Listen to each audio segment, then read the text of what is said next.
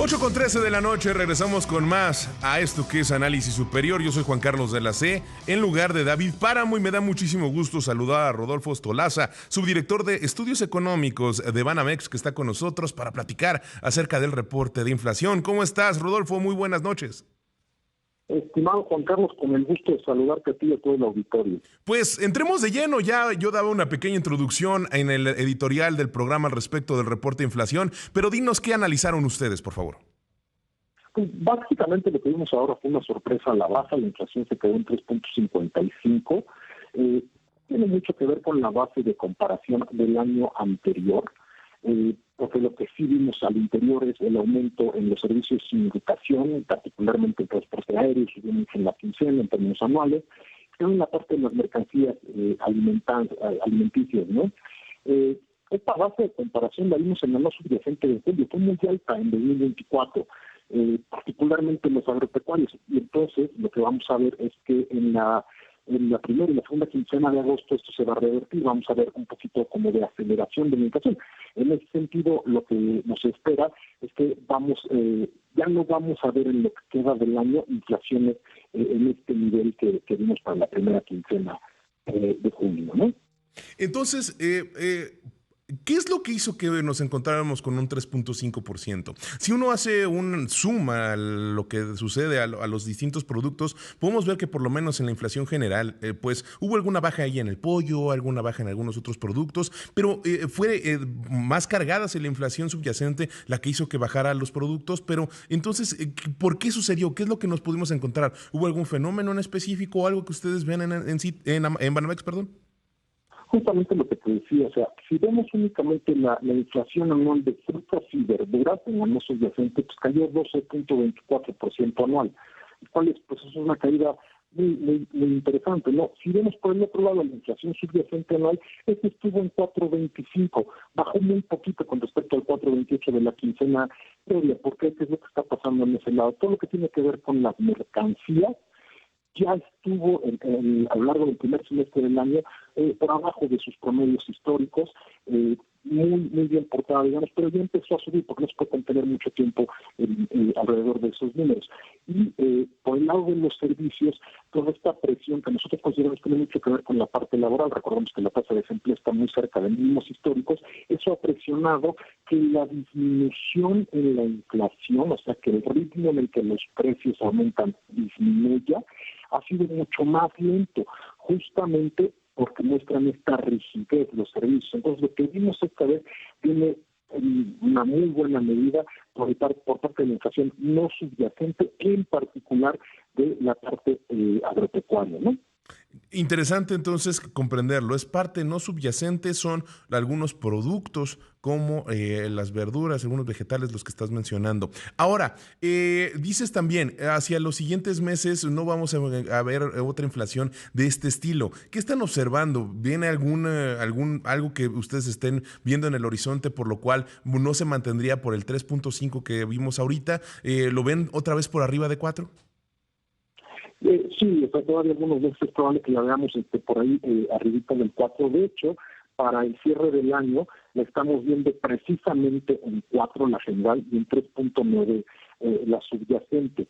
Perdíamos que esta es la medición de diciembre a diciembre. Vamos a tener, digamos, a partir de este 3.55 subidas y bajadas, podemos estar en algunos incluso por arriba del 4, en algunos zonas por debajo del 4, que digamos es la cota superior del intervalo de Banco de México, pero en términos generales todo este año hemos visto la inflación muy bien portada. Tiene mucho que ver, sin duda alguna, con dos razones. Primero, la posición restrictiva del Banco de México, que ha tenido ya efecto en que es su principal mandato en la inflación, pero ahora que han comenzado los recortes, que además han sido muy agresivos por parte de la Junta de Gobierno del Banco de México, se han sustentado mucho en la debilidad de la actividad económica. Esta misma semana nos enteramos, el indicador global de la actividad económica durante mayo no tuvo variación con respecto a abril. Es decir, tuvo un crecimiento muy interesante en abril, pero ya en mayo ya esto no se presenta, y aún así Solo digamos que por el dato de abril, o muy por el dato de abril, estamos esperando que el crecimiento del Producto Interno Bruto durante el segundo trimestre de 2025 haya sido alrededor del 0.4% trimestral. Es una caída, si quieres verlo así, en términos anuales, caería por ahí de 0.2%, pero si lo vemos trimestre a trimestre, pues es una aceleración muy modesta con respecto al crecimiento de 0.2 que tuvimos en el primer semestre. No, entonces, esta debilidad en la actividad económica también ayuda a que los precios no puedan subir tanto, no existe tanto incentivo para que los productores, los oferentes, aumenten de más el precio, ¿no? Y también ha ayudado muchísimo el muy pequeño traspaso que existe del tipo de cambio, además de que en los últimos meses, lo que hemos observado durante los últimos 3-4 meses, ha sido una debilidad del dólar que se ha traducido en una fortaleza relativa del peso, por llamarle de una manera inadecuada. Lo que hemos visto es esta debilidad del dólar, y es por eso que el dólar anda cotizando por ahí de los 18.50, 18.60. Rodolfo, rápidamente, bueno, me queda una pregunta más en esta entrevista y quiero que me digas, por favor, ¿cuáles son las proyecciones que tienen entonces para la tasa de interés hacia el cierre del año? Ven que puede quedar alrededor del 7.5% después de esta actualización en la inflación y las decisiones recientes. Y por el otro lado, ¿cuál va a ser el crecimiento ya hacia el cierre de 2025 del PIB de nuestro país? Empiezo por la segunda, Juan Carlos, si me permites, acabamos justamente esta semana con el dato de mayo del IGAI, actualizamos nuestros pronósticos de crecimiento económico para 2025 y 2026, en particular para este año estábamos con un crecimiento nulo y debido a que la desaceleración en la primera mitad del año fue menor de la esperada, no quiere decir esto que la economía no vaya a continuar, por el contrario, muchos de ellos avanzan a la baja, pero ahora vemos el crecimiento del PIB este año en 0.4% y el año que entra en 1.5%. Así es como estamos viendo la parte del Producto Interno Bruto. Y en cuanto a la tasa de interés, es muy importante las últimas señales que se han dado. Sin duda, este dato de inflación de esta quincena, en particular la primera de julio, pues es una herramienta más que tiene la Junta de Gobierno para decir la inflación está por debajo de nuestro intervalo superior. No está en la meta, que la meta es el 3%, la cual han sido muy claros que tratarán de seguir, aunque al final del día ni las expectativas ni los mercados terminan por creer por completo esto, porque no ha sucedido así históricamente. Esto les dará mayor gasolina para poder continuar con los recortes. Nuestra perspectiva es que todavía se realizarían 2 o 3 recortes de 25 puntos base en lo que queda del año, y esto lo que generaría es que se haría aún más pequeño el diferencial entre la tasa entre Estados Unidos y la de nosotros, lo que podría tener implicaciones en el tipo de cambio.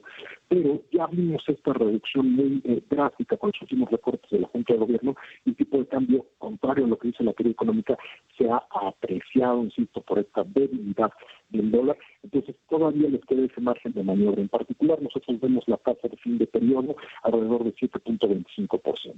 Pues Rodolfo Estolosa, subdirector de Estudios Económicos de Banamex, te agradezco mucho que hayas estado con nosotros aquí en Análisis Superior esta noche.